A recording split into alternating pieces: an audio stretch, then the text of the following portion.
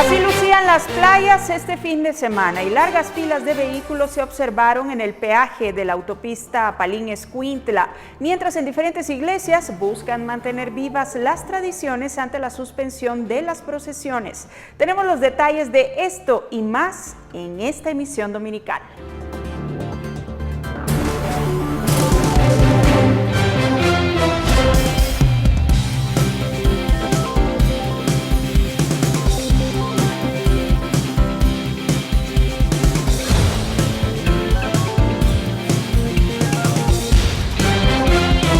Buenas noches, bienvenidos a la edición dominical de Noticiero Guatevisión de este 28 de marzo, Domingo de Ramos. Qué gusto acompañarlos de nuevo a esta hora con las noticias más importantes del fin de semana. Ticalia Parada está a cargo de la interpretación de lengua de señas. Mi nombre es Alejandra Álvarez, así que comenzamos con el detalle de las noticias. Y les cuento rápidamente que pese a que el país está en una tercera ola de casos de COVID-19, se prevé que las playas serán uno de los puntos más visitados durante la Semana Santa. Y muestra de ello es lo que se vio este fin de semana en la ruta al Pacífico. Las playas y centros turísticos del Pacífico son de los principales destinos que las familias guatemaltecas prefieren visitar durante la Semana Santa. Se prevé que desde este sábado hasta el próximo domingo circulen unos 30,000 vehículos al día, algo que ya comenzó a evidenciarse desde este fin de semana, cuando se reportaron largas colas en el ingreso al peaje, situación que también ocurrió en el ingreso a Palín-Escuintla. El tráfico desde ayer sábado comenzaba ya desde el kilómetro 14 en jurisdicción de Villanueva. El reporte de la compañía Siva, que administra el tramo carretero, ha señalado que lo normal son unos 24,000 automóviles y ante el incremento de casos de coronavirus han intentado agilizar el paso de los usuarios y esto los ha llevado a implementar un plan operativo para atender la demanda. Se tienen habilitadas 5 garitas de pago auxiliares, donde además hay un carril exclusivo para Sivapaz, quienes tienen servicio prepago.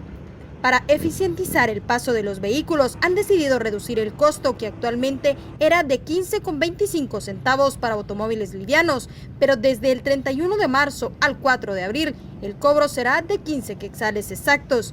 Durante el fin de semana se observaron colas que llegaban 300 metros previo a la garita, algo que fue aprovechado por los vendedores. Con imágenes de Elmer Vargas, reportó Andrea Domínguez. Y un equipo de Noticiero Guatevisión visitó la playa del puerto de San José para documentar cuántos visitantes llegaron y constatar si se cumplen los protocolos de bioseguridad. Esto es lo que nos reporta la periodista Andrea Domínguez, quien por cierto habló con el alcalde de la localidad, quien dijo que era muy difícil controlar que solamente 100 personas estuvieran en la playa. Nos encontramos en el puerto de San José Escuintla. Esta es una de las playas más visitadas por los turistas, tanto nacionales como internacionales, durante la Semana Mayor. Sin embargo, el Ministerio de Salud ha estipulado que el aforo límite para las playas, lagos y ríos en todo el país es de 100 personas, algo que, según aseguran las autoridades de la comuna de este municipio, que actualmente se encuentra en alerta amarilla, es imposible. Si lo miramos, en el puerto de San José tenemos entre restaurantes, vendedores de granizadas, vendedores ambulantes, los que alquilan las motocicletas, hace un total más de 1,000 personas. Entonces no podemos impedir que las personas hayan menos de 100 o 100 personas adentro de la playa, si en restaurantes y vendedores de granizada hacen más de 1,000 personas. Para el mediodía de este domingo ya las playas lucían completamente abarrotadas. A ello se suma que muchos de los vendedores que se encuentran autorizados por la comuna no portan las mascarillas, principalmente aquellos que venden alimentos, pese a que el presidente Alejandro Yamatei el pasado viernes durante la inauguración del Sinaprese le entregó al jefe edil al menos 10,000 mascarillas precisamente para ser repartidas entre los vendedores, pero que según muchos, incluso de los propios turistas que están asistiendo a esta playa, se está incumpliendo. La verdad que sí da miedo, pero es tradición ya venir aquí, año con año, desde Villacanales venimos. Y pues ahorita está un poco calmado, donde hay más aglomeración es allá, porque venimos desde allá y allá hay más gente, entonces venimos para acá donde hay poca gente. Una de las situaciones también que está afectando a los vendedores de este lugar es la poca cantidad de turistas que se están dando este año en comparación con Semanas Santas pasadas. Escuchemos qué señalan muchos de los vendedores. Tengo 18 años de estar aquí en el puerto San José y las ventas han bajado demasiado, que no es como otros años que baja el turismo y ahora por la pandemia no quiere venir ya la gente por el temor a contagiarse, ¿va? Y aunque al ingreso de este municipio hay diversas mantas en las cuales se señala cuáles son las medidas de prevención que se deben de seguir, incluyendo el uso de la mascarilla, ya dentro de las playas no hay ninguna autoridad que se encuentre vigilando que se cumpla con estas medidas, ni en vendedores, pero tampoco dentro de los turistas. Sin embargo, la comuna sí ha señalado que todos aquellos vendedores que sigan incumpliendo el uso de la mascarilla y que se nieguen incluso a dar el ejemplo a los visitantes podrían ser cancelados. Con imágenes de Fernando Cabrera y Luis Machá, reportó Andrea Domínguez. Y la Municipalidad de Puerto Barrios y Zabal decidió cerrar las playas de la localidad durante la Semana Santa, esto para evitar contagios de COVID-19, basado en el color de alerta que actualmente se encuentra en anaranjado. Según un comunicado, esto se hace para evitar pasar a color rojo. El viernes, en las nuevas medidas emitidas por el Ministerio de Salud Pública, se señaló que quedaba a consideración de los alcaldes tomar acciones que vean necesarias para evitar más casos. Ante ello, Puerto Barrios ha decidido cerrar el acceso a las playas de Punta de Palma, Poza Azul y Santo Tomás de Castilla. La medida iniciará el lunes 29 de marzo a las 5 de la mañana y estará concluyendo el lunes 5 de abril a las 5 de la mañana. Tómelo en cuenta.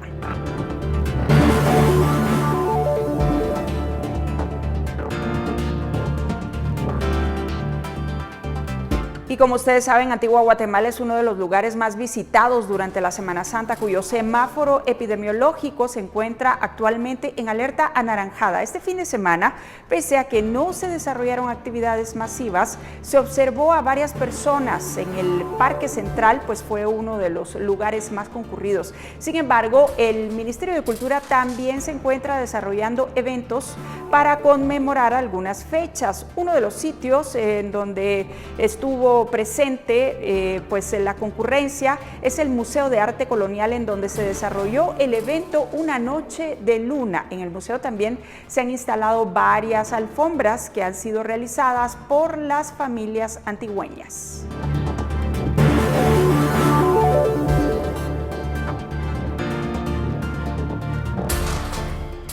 Y el transporte público extraurbano cumplió 7 meses de reanudar funciones bajo diversas restricciones y con medidas de bioseguridad para evitar el contagio del coronavirus. Y con la llegada de la Semana Santa, los pilotos señalan que la afluencia es poca, principalmente por el miedo de la población. Centrasur es el epicentro para abordar unidades que se dirigen al occidente del país, donde en otros años, para estas fechas, era imposible caminar por la cantidad de personas, algo que también se observaba dentro de los buses. Sin embargo, ahora la cantidad de pasajeros no es tan grande. Uno de los pilotos comentó que en años anteriores, antes de Semana Santa, los buses se llenaban en menos de 15 minutos, en días previos como este, pero ahora pasan hasta 40 o una hora para que se suban unos 15 pasajeros. Está bastante silencio, no hay que se mejore la situación, pues en el pasaje no andamos por lo que hay, ¿verdad? La gente tiene miedo de viajar, es muy poca la afluencia de pasajeros. Este fin de semana, las unidades que más gente tenía eran las que se dirigían a Mazatenango, Retaluleo y sur de Quetzaltenango. En esos lugares se apreciaron colas para subir a los buses por el distanciamiento social, pero no las aglomeraciones de años previos a la pandemia. Estamos muy mal, la verdad, la gente, creo yo que por cuestiones de salud, están viajando en carros particulares. He platicado con otros clientes que viajan todos los años y ellos prefieren quedarse en casa en vez de viajar. Ahora con la afluencia, por lo mismo, la afluencia de pasajes pues ha estado muy escasa, excepto del día sábado. Mientras los pilotos reportan la baja en el pasaje, la Dirección General de Transporte informó que actualmente la institución cuenta con 22 inspectores para supervisar más de 24,000 buses extraurbanos que se dirigen a todo el país, quienes deben verificar que se cumplan con las medidas de bioseguridad y los aforos establecidos para los municipios que están en alerta roja y naranja, el cual es del 50%, mientras que las que están en amarillo es del 75%. Con imágenes de Elmer Vargas, reportó Andrea Domínguez. Y mientras tanto, pasajeros de las rutas hacia el occidente del país se quejan de cobros excesivos en el valor del pasaje, sobrecarga de unidades y pocos o nulos controles de las autoridades.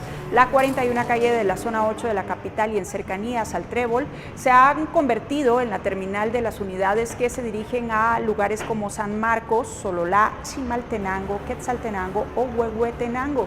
Y a diferencia de la Semana Santa de 2020, esta vez están habilitadas para funcionar y prevén que puedan recuperar parte de las pérdidas que han tenido en los meses en los que no pudieron circular.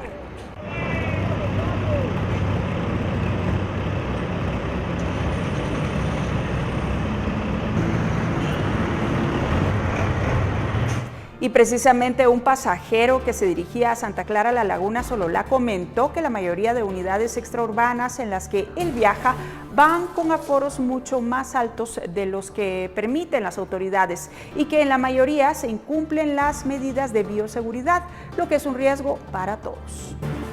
Usted que sí suele viajar en estas unidades, ¿sí ha visto que las estén saturando? Ah, sí, claro, ¿cómo no? Entonces por eso es que a veces uno se enoja, dice, ¿por qué el gobierno no apoya en esto? ¿Por qué el gobierno no apoya en esto? Si sabiendo que nosotros, mire cuánta gente hay aquí. ¿Usted en las veces que ha viajado no ha observado nunca que alguien se suba a verificar el pasaje o el aforo? Nadie. Por eso le estoy diciendo, ¿dónde está esa gente que dice que están apoyando al pueblo? Pero nadie se sube. Y el volcán Pacaya mantiene niveles altos de actividad eruptiva con fuertes explosiones, columnas de ceniza y extensos ríos de lava que han dañado cultivos de café y aguacate, según informaron fuentes oficiales. Ha expulsado ceniza a más de 500 metros del cráter que se dispersa a 5 kilómetros hacia el suroeste del cono. También, según la información proporcionada por el INSIBUME, además la actividad sigue alimentando el flujo de lava en el lado oeste del volcán. Al mismo tiempo, la fisura se mantiene con actividad expulsando material incandescente a una altura de 30 metros.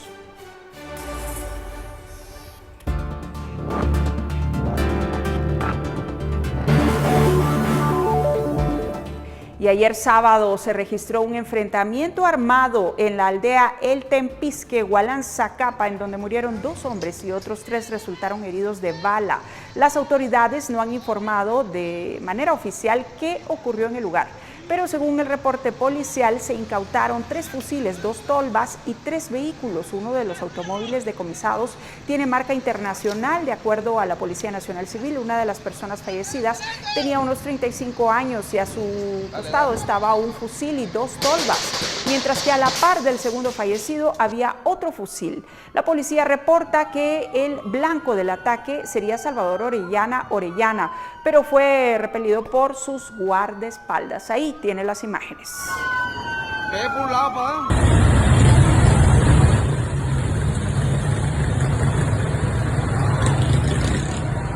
Y las autoridades de la Universidad de San Carlos denunciaron el saqueo de archivos y robo masivo de equipo tecnológico en la rectoría, cuya pérdida sería millonaria. Los 2 edificios afectados estuvieron ocupados por supuestos grupos de estudiantes.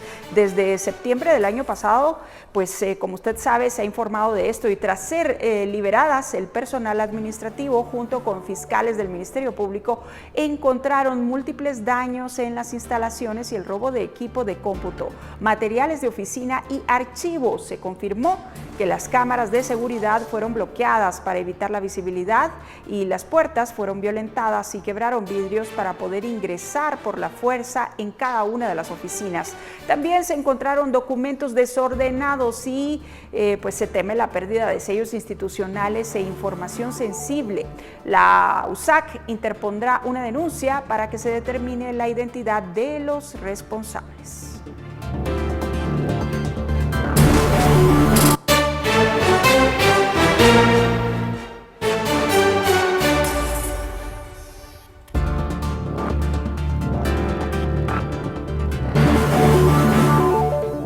Al volver hablamos de las proyecciones para el turismo en estos días y damos un vistazo al movimiento en diferentes departamentos del país.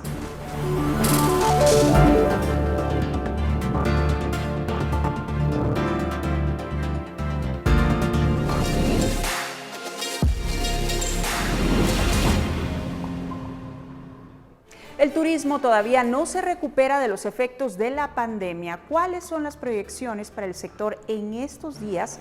Ponemos el tema en perspectiva. El impacto para el turismo en el 2020 fue fuerte, no solo en el área de consumo de servicios, sino también en inversión de infraestructura. Esta semana hablamos con Fabián Juárez Padilla, investigador de ACIES, sobre las perspectivas para el sector.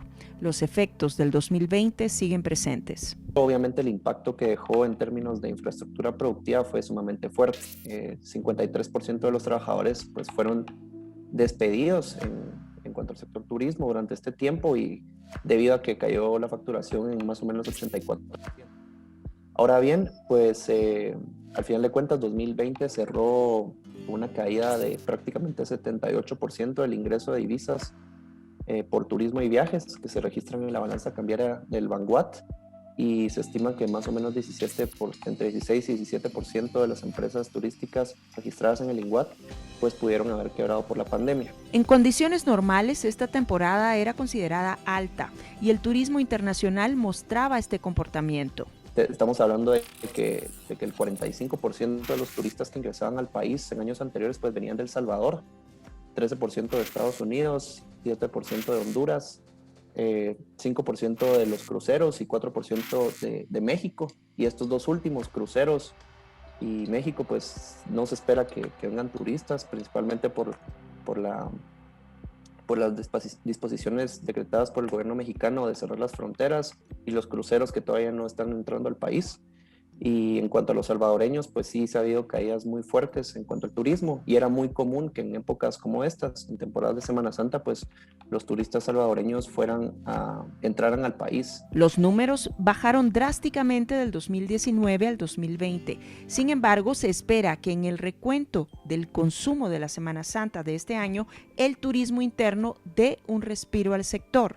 Digamos, en 2019 recibimos 2.5 millones de turistas y en 2020 pues únicamente recibimos 593,000 turistas, principalmente influenciados por los primeros meses y los últimos meses del año. Entonces este contexto pues nos puede brindar una de las perspectivas que tenemos para las próximas fechas, y es que el consumo turístico que se está dando actualmente siendo dado principalmente por los turistas nacionales que visitan otros departamentos del país. El turismo internacional todavía no se ha reactivado, pero se esperaría que el consumo que se dé durante las próximas semanas, las semanas de Semana Santa, sea dado principalmente por el turista nacional que va a viajar a otras partes del país. Según las proyecciones, tomará tiempo recuperar los niveles de turismo registrados en el 2019. Por el momento, la atención se centra en el avance de los procesos de vacunación. Esto va muy en paralelo con el tema de las vacunas. Los países que lideren y que sean capaces de vacunar a la mayoría de su población de una manera más rápida van a ser los que se van a reactivar en cuanto al turismo internacional de una manera más rápida, y pues van a captar el flujo de turistas que puedan llegar al país, ya que pues esto va en concordancia con la liberación de algunas restricciones. De la capacidad para adaptarse al cambio dependerá la permanencia de varias empresas que ya han resultado afectadas, pero no todas tienen los recursos u oportunidades para hacerlo. El turismo a nivel de turistas internacionales pues tenía dos picos. Los picos se miraban siempre durante los meses de marzo y abril, y después a fin de año, en donde la mayoría de turistas pues viajaban, ingresaban al país a realizar estas actividades. Y en este sentido pues sí vamos a ver una caída bastante fuerte durante estos próximos meses, y por eso es que es importante que muchos de los negocios se adapten, especialmente durante estas temporadas de picos altos de demanda, al turista nacional.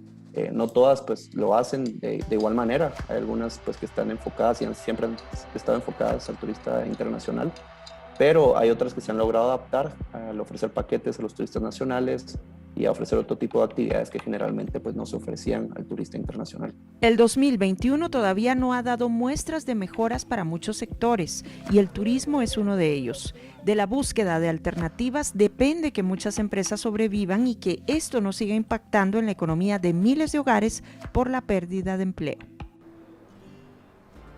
Vamos ahora a dar una ronda por el interior de la República. Los escuintlecos aprovecharon el Domingo de Ramos para salir en compañía de familiares o amigos y algunos portando la mascarilla, otros no. Calles y avenidas se veían abarrotadas de personas y vehículos y también se observó a gran cantidad de personas en los mercados y centros comerciales. Según la última actualización del semáforo epidemiológico, en el departamento de Escuintla se tiene 2 municipios en rojo, 5 en naranja y 7 en amarillo.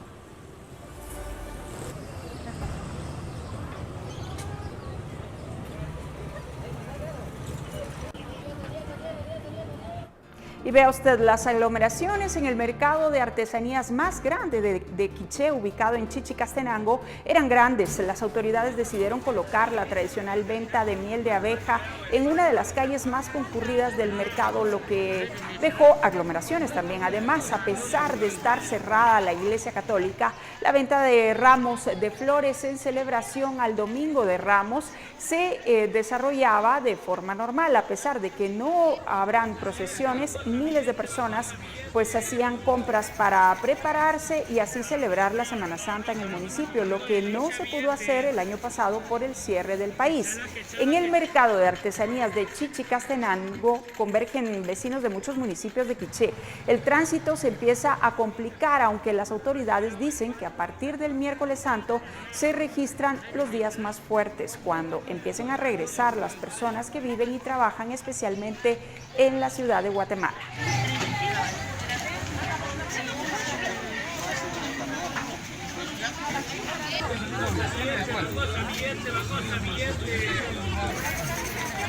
Y también en las calles de Huehuetenango pues se vieron abarrotadas por personas en el centro histórico. Tras la apertura de la catedral hubo filas para poder ingresar.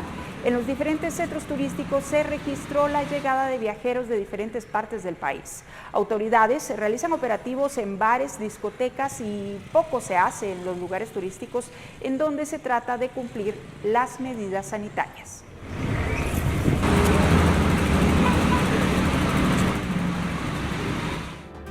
Y este Domingo de Ramos la actividad en Xela fue diferente por el COVID-19 y se concentró en el centro histórico, en donde se observó a familias que acudieron para visitar los parques, comprar ramos o participar de la Eucaristía, que se celebra con menos personas. Feligreses llegaron a la Catedral Metropolitana de Los Altos con la esperanza de obtener la bendición de los ramos y, a diferencia de lo que ocurría previo a la pandemia, pocos vendedores se colocaron alrededor de las iglesias. Este año en Quetzaltenango no hubo procesiones del Domingo de Ramos, pero los feligreses adornaron sus viviendas.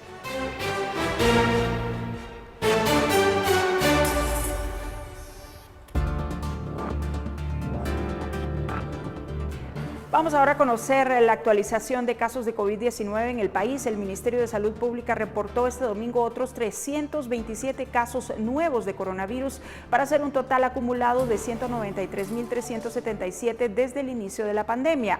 En las últimas horas se confirma la muerte de 8 pacientes más, con lo que la cifra en todo el país es de 6.802 decesos. La cantidad de casos recuperados estimados es de 175.438. Finalmente, los casos activos estimados son de 11.137 y se efectuaron 1.704 pruebas en las últimas horas para detectar posibles contagios de COVID-19. Esta actualización corresponde al 27 de marzo de las 0 a las 23:59 horas.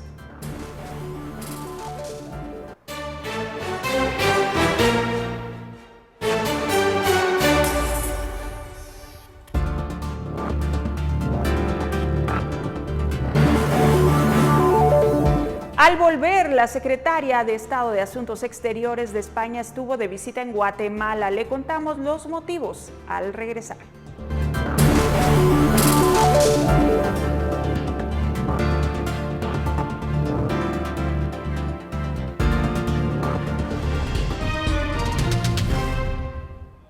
Bien, les cuento que el primer trimestre del año ha estado marcado por el incremento de precios. Desde enero se registraron alzas en los combustibles y el gas por el efecto del comportamiento internacional. El precio de la canasta básica también ha subido.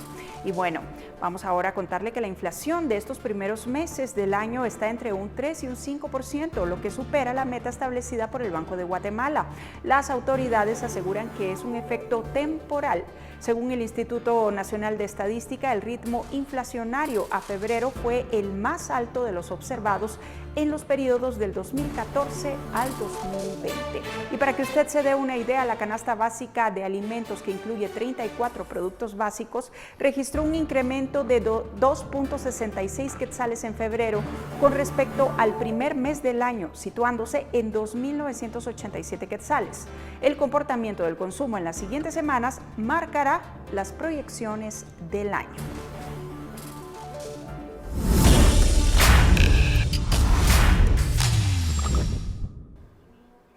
Bien, y la secretaria de Estado de España de Asuntos Exteriores para Iberoamérica y el Caribe visitó Guatemala para reanudar los contactos bilaterales de forma presencial debido a que por la pandemia eran virtuales. Estas son las impresiones que se llevó del país y que reveló luego de una entrevista con el periodista Sergio Morales. El primer objetivo del viaje era reanudar los contactos bilaterales presenciales. Con motivo de la pandemia habíamos mantenido contactos virtuales, pero para España la región, todos los países, Guatemala en concreto, pues es muy importante. Entonces es necesario una presencia y eso motivó el viaje. En segundo lugar, es un año muy importante para toda la región porque es el año del bicentenario de la independencia, es el año del 35 aniversario de Esquipulas, el 25 aniversario de los acuerdos de paz aquí, también un año en el que marcamos el 30 aniversario de del proceso de integración regional. O sea que estas dos razones son muy importantes para nosotros para asegurar que nuestra política, nuestra relación con la región, con Guatemala, pues siguen avanzando. El país se encuentra en una situación, yo diría, como ocurre después de lo que nos ha pasado en todo el mundo, la pandemia, compleja. En una situación, pues, aunque la crisis económica del COVID pues, ha dejado menor huella aquí que en otros, bueno, pues es necesario mirar hacia adelante construyendo toda una economía más dinámica, modernizando. Hemos encontrado un país que tiene retos políticos porque bueno, pues las instituciones, como ocurre en muchos sitios y aquí en concreto, deben de reforzarse. En un país donde en estos momentos pues, hay un debate sobre instituciones políticas, incluida pues, la justicia. Y se puede esperar un compromiso fuerte, un compromiso a largo plazo, como el que hemos tenido desde hace muchos años. Un compromiso para animar a empresas que inviertan aquí. Las empresas en estos momentos que hay aquí, españolas, pues generan más de 25.000 puestos de trabajo y eso nos parece muy importante, generan riqueza. Seguiremos colaborando fuertemente en un diálogo político.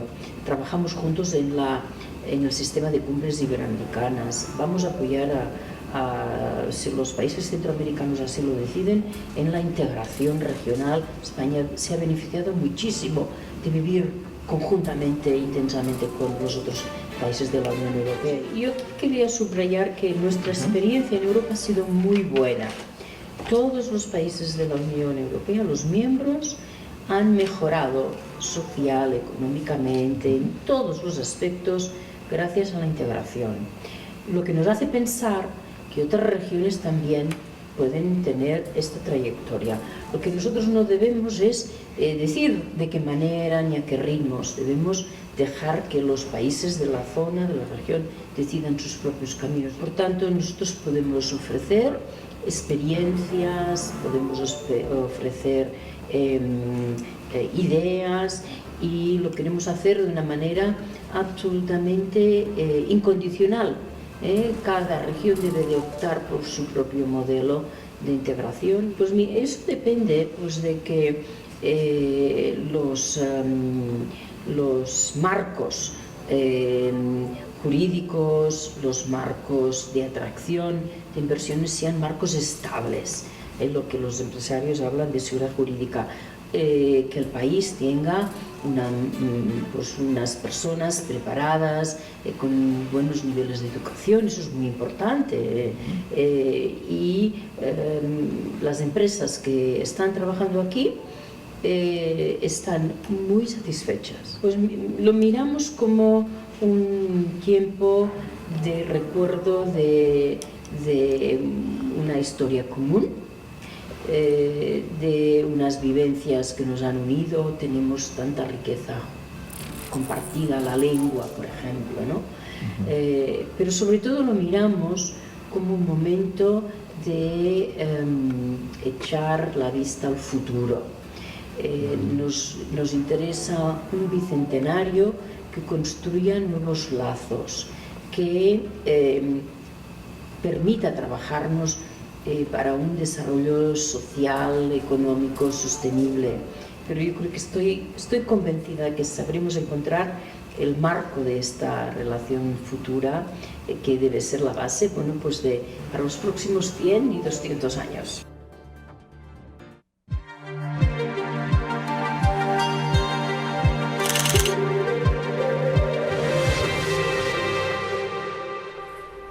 Bueno, y con el lente de domingo, hoy nos vamos hasta Francia, en donde buscan que el tradicional pan baguette sea declarado Patrimonio Cultural Inmaterial por la UNESCO. ¿Qué les parece? Los franceses quieren que su emblemática baguette sea Patrimonio Cultural Inmaterial de la UNESCO. El Ministerio de Cultura informó el viernes que presentará su tradicional pan como candidato a ese reconocimiento. El término baguette, para designar la barra de pan alargada y estrecha que tanto se asocia a la cultura de los franceses, apareció a principios del siglo XX. Pero según el gobierno, el número de panaderías artesanales en Francia ha bajado fuertemente en beneficio de la venta de baguettes producidas de forma industrial. El ministerio cree que la inscripción de la baguette permitiría tomar conciencia de que una práctica alimentaria que forma parte de la vida diaria constituye un patrimonio en sí misma. La UNESCO anunciará su decisión a finales de 2022.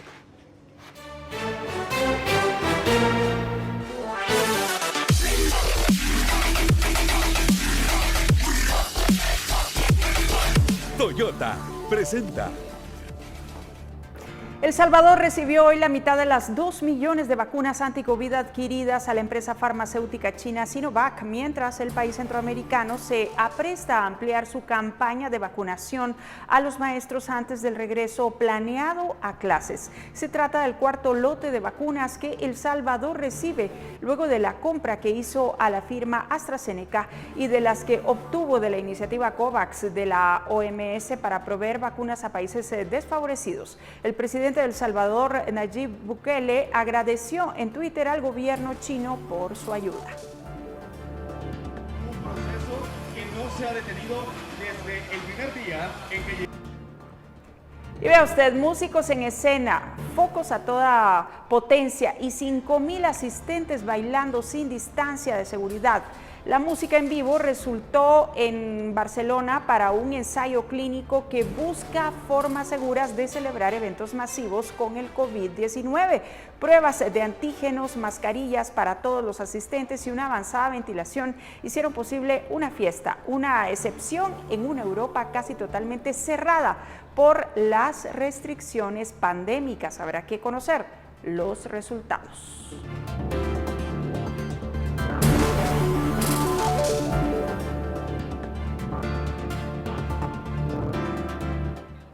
Y 43 personas quedaron lesionadas por la explosión de un coche bomba frente a la alcaldía del municipio colombiano de Corinto, departamento de El Cauca, en un ataque atribuido por el gobierno a disidencias de las FARC que se marginaron de los acuerdos de paz. Entre las víctimas hay 13 funcionarios heridos, de los cuales 2 son mujeres embarazadas. Tras el ataque se observa un automóvil incinerado en medio de la calle y las construcciones alrededor con sus ventanas y puertas rotas. 8 casas quedaron afectadas por el estallido.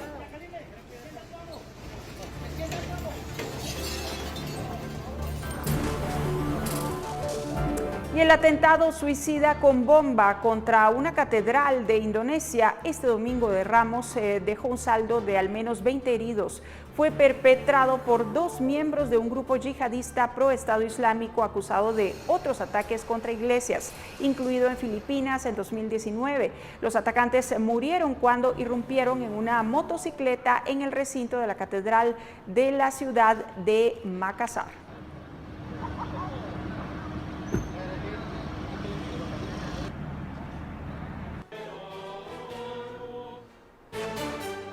Y el Papa Francisco celebró la misa del Domingo de Ramos que marca la entrada de la Semana Santa y rezó el Ángelus en presencia de un reducido número de fieles invitados en la Basílica de San Pedro del Vaticano.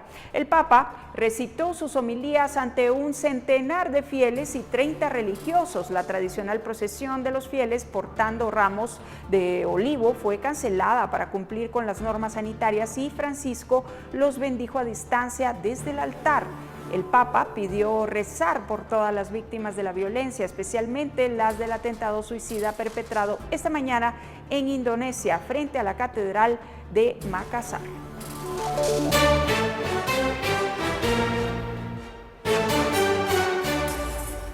Y el Cristo Redentor, símbolo de Río de Janeiro, que en octubre celebra 90 años de vida, se está sometiendo a una restauración para llegar a su aniversario con plenitud.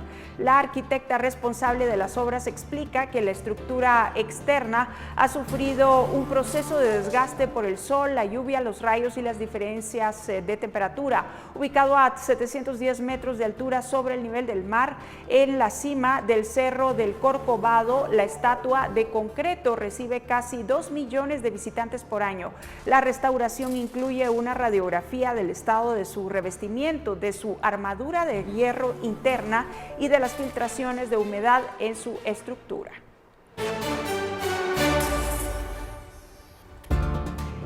Y la ONU y observadores también denunciaron decenas de muertes por la represión militar en una jornada en que la junta golpista hizo desfilar a sus soldados en la capital con motivo del Día de las Fuerzas Armadas. Entre los invitados al evento estaban las delegaciones de Rusia y China, países que no condenaron el golpe. El líder volvió a justificar la toma del poder por el presunto fraude en las elecciones de noviembre y prometió llamar a nuevas elecciones. Columnas de humo se elevaban sobre la capital del país, que se ha convertido en foco de disturbios en las últimas semanas, tanto que el secretario general de la ONU, Estados Unidos, la Unión Europea y el Reino Unido han calificado estos hechos como una masacre.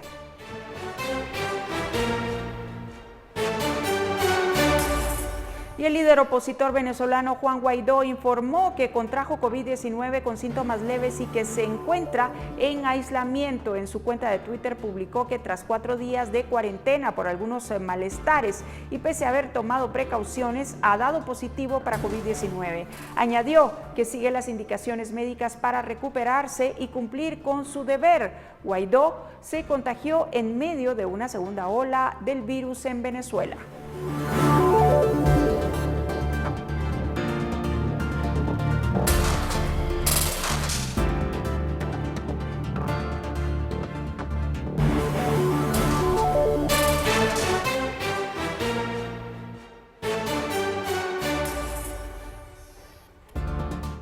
Y el buque encallado en el canal de Suez podría ser reflotado la próxima semana, aunque la maniobra ejecutada en las últimas horas falló, según la última información.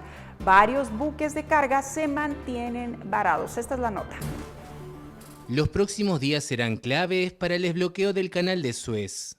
La compañía que intenta liberar esta vía estratégica para el comercio mundial afirmó que el portacontenedores que se encuentra encallado podría ser reflotado a principios de la semana entrante.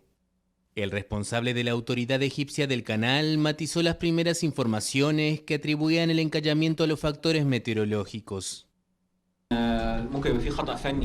Pudo haber sido un error técnico o humano, todo se revelará a través de la investigación.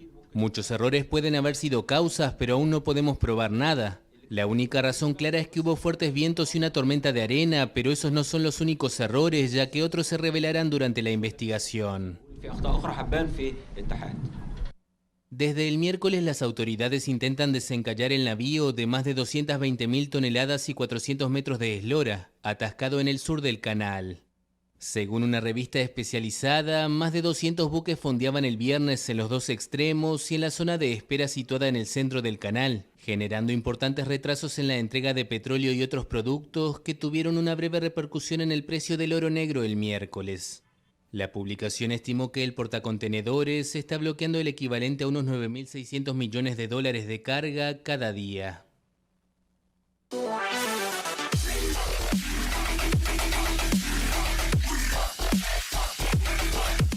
Toyota presentó. ¿Y cómo estarán las temperaturas en el inicio de la Semana Santa? Pamela Valdés nos cuenta. Buenas noches, Pamela. Muy buenas noches, Alejandra, qué gusto saludarte y compartir con toda nuestra audiencia el pronóstico del clima de mañana para que ustedes en casa lo puedan tomar en consideración. Entramos de lleno con información y a través de esta gráfica le damos a conocer las condiciones y esperamos condiciones principales de mayormente soleado en la mayor parte del territorio nacional y en la mayor parte también del periodo. Tendremos probabilidad de algunas lloviznas para el Caribe y cielos parcialmente nublados para las Verapaces de nuestro país. Y a continuación las condiciones climáticas para los próximos días, específicamente en la ciudad capital. Esperamos para el lunes, martes y miércoles condiciones de mayormente soleado durante el día y las temperaturas máximas estarán registrando entre los 27 a los 29 grados centígrados. Por último les compartimos la salida del sol y lo esperamos mañana a las 6 en punto de la mañana y se ocultará a las 6:14 de la tarde. Hasta aquí yo con información del clima, que tengan una excelente noche.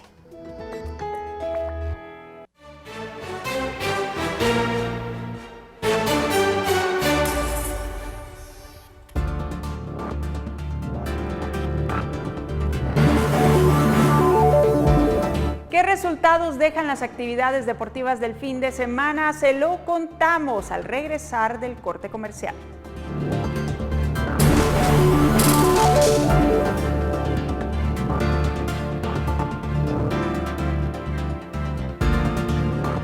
Ahora les cuento que la cantante Sara Curruchich está estrenando nuevo tema musical. Pablo Juárez nos tiene la información en la nota de cultura. Renaceremos desde las cenizas, somos el fuego que quema la historia. Dos de las más destacadas figuras de la música han unificado sus voces, pensamientos y energías para exaltar la conciencia. La canción se llama Kishambe, que es un nombre en cachiquel, el que elegimos, significa vengan. Y justamente el contexto de la canción y el sentir de la canción es un llamado también a todas las personas que puedan acercarse y fortalecer ese vínculo con la memoria histórica, con las diferentes luchas de los pueblos y con la realidad que estamos viviendo.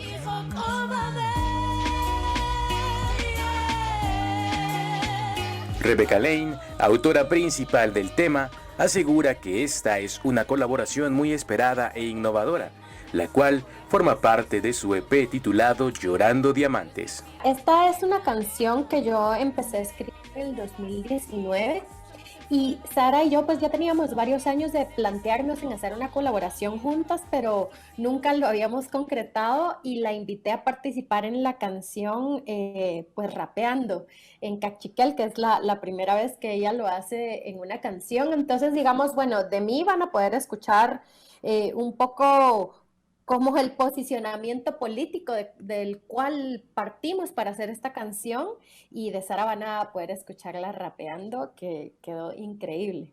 Somos poesía, somos resistencia. Para la melodía, el proyecto ha sumado el talento de un productor peruano y un multiinstrumentalista e investigador musical, así como a una destacada figura de la música electrónica guatemalteca. que yo creo que ha sido una búsqueda en la música que yo hago del rap, ¿verdad? Yo no quiero sonar a lo que se está haciendo en Estados Unidos. Yo quiero que el rap que yo estoy haciendo pues hable de la región de donde yo vengo. Entonces esta colaboración creo que se dio en este espíritu, y también aquí ya en Guatemala el productor es Básico 3, ya se le van agregando entonces esas capas de sonido que hacen a que suenen a este territorio también.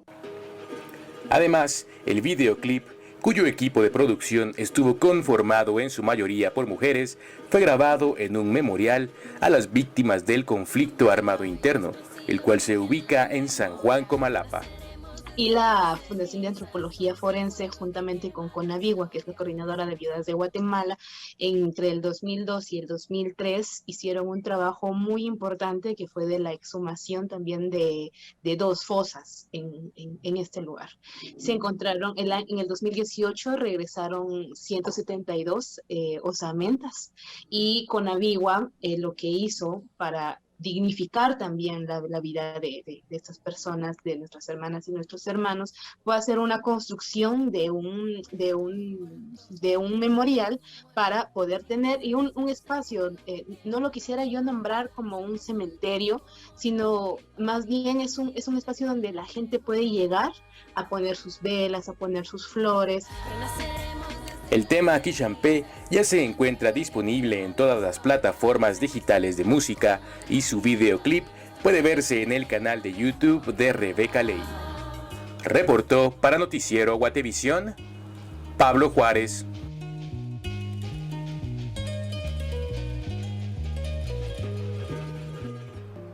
Llegamos al final de la edición dominical de Noticiero Guatevisión. Muchas gracias por su sintonía. Nos despedimos con estas imágenes del color del fin de semana, las costumbres y tradiciones que se mantienen. Estas son fotografías de Carlos Hernández. Buenas noches, que descansen y que las disfruten.